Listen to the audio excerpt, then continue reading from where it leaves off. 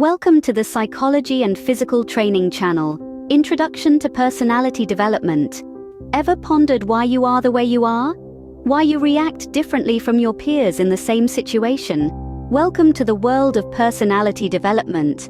This fascinating realm of psychology delves into the myriad factors that shape our behaviors, reactions, and overall personality.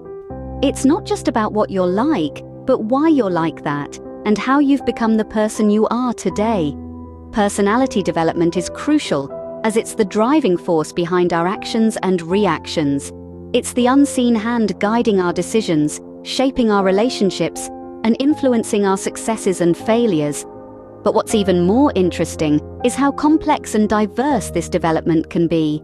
It's a fascinating blend of nature and nurture, biology and environment, the conscious and unconscious mind, all dancing together in a beautifully chaotic ballet, crafting the unique individual that is you. Intriguing, isn't it? Let's delve deeper into the theories that explain this phenomenon. Freud's theory of personality development. To understand our personalities, we first turn to the father of psychoanalysis himself, Sigmund Freud. Now, Freud's theory of personality is a fascinating one, as it revolves around three pivotal aspects: the ID, the ego, and the superego. Let's start with the ID. Picture the ID as the untamed horse of our personality. It operates on the pleasure principle, seeking immediate gratification and avoiding discomfort. It's the part of us that says, I want it, and I want it now.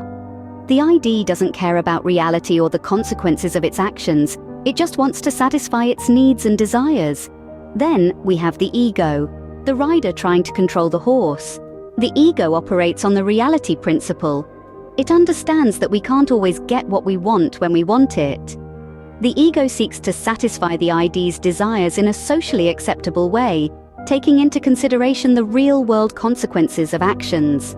It's the part of us that says, okay, I want it, but let's figure out a way to get it without causing a ruckus. Lastly, we have the superego, representing the moral compass of our personality. It's like an internal judge, always watching and evaluating our actions based on societal norms and values. The superego is the part of us that says, is this the right thing to do? It strives for perfection and feels guilty when we fail to live up to its high standards. These three entities, the ID, the ego, and the superego, are in constant interplay. They are like three musicians in a band, each playing their part, but also listening to and adjusting to each other. The music they create together is our personality. Freud's theory shows us how our personality is a constant battle between our desires, reality, and moral compass. But his theory doesn't stop there. It delves deeper into the stages of our development, exploring how our sexual and social experiences shape our personality.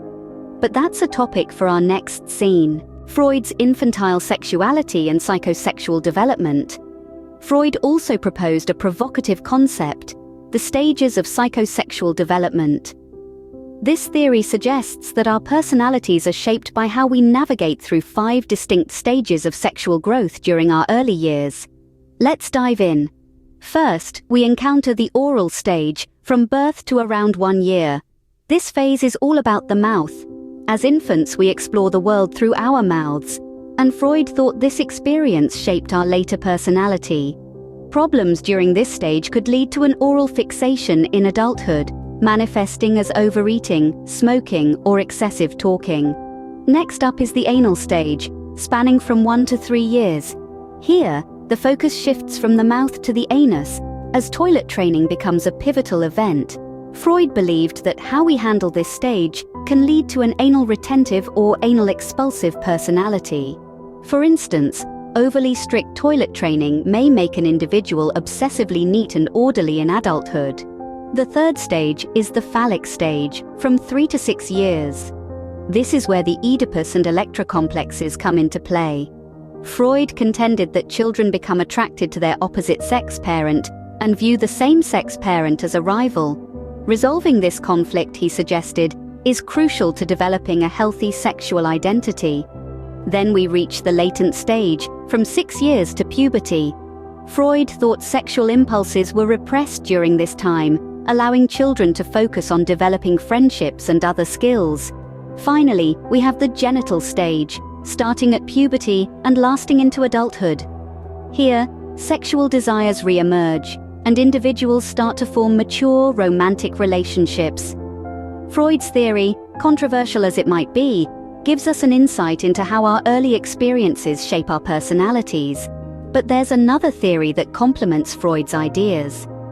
So let's turn our attention to Erickson's theory of psychosocial development, which offers a different perspective on the journey of self-discovery and identity formation. Introduction to Erickson's theory. Enter Erickson, a psychologist who expanded upon Freud's theories and introduced the concept of psychosocial development. Born in Germany in the early 20th century, Erickson first began his exploration into the human psyche under the guidance of Sigmund Freud's daughter, Anna Freud. But Erickson's curiosity led him down a different path. Erickson developed the theory of psychosocial development, a framework that explores the social and emotional challenges we face at different stages of our lives. Unlike Freud, who saw development as largely complete by adolescence, Erickson believed that development is a lifelong process. This is where Erickson's theory diverges from Freud's. While Freud focused on the impact of our early experiences and our innermost desires, Erickson widened the lens to consider the role of society and culture. He emphasized the importance of our relationships and interactions with others in shaping our personality and behavior. Erickson's theory is not just about our inner world, but also about our interaction with society. Erickson's stages of psychosocial development. Erickson proposed 8 stages of psychosocial development, each with its unique conflict and resolution. Let's dive into these stages, shall we? The first stage, from birth to 1 year, is trust versus mistrust.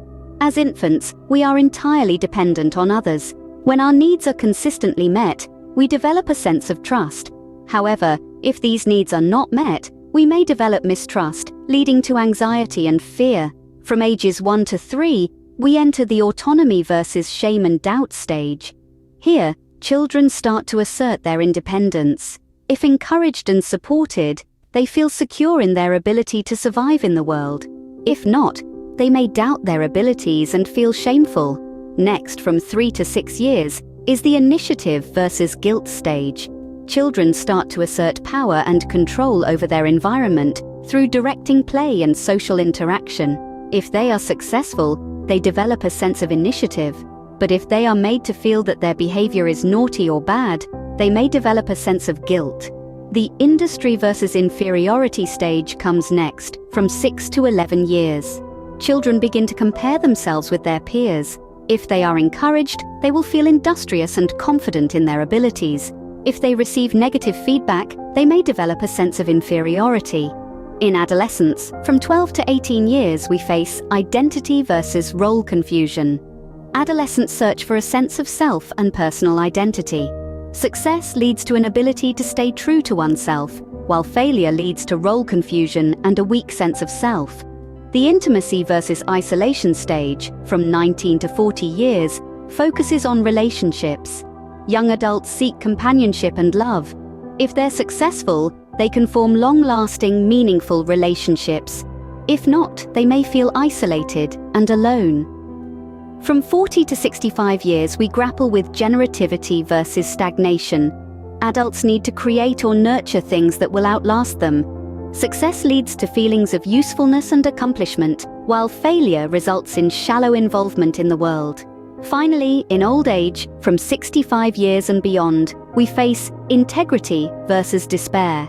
As we grow older, we tend to look back on our life. Success at this stage leads to feelings of wisdom, while failure results in regret, bitterness, and despair. Each stage presents a challenge, a conflict within ourselves and with society.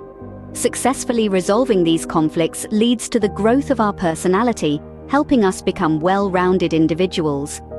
Erickson's theory shows us how our personality develops throughout our lifetime, influenced not just by our inner struggles, but also by our social interactions. And if you like this video, do not forget to subscribe to the Psychology and Physical Training channel for more videos. Thanks for watching.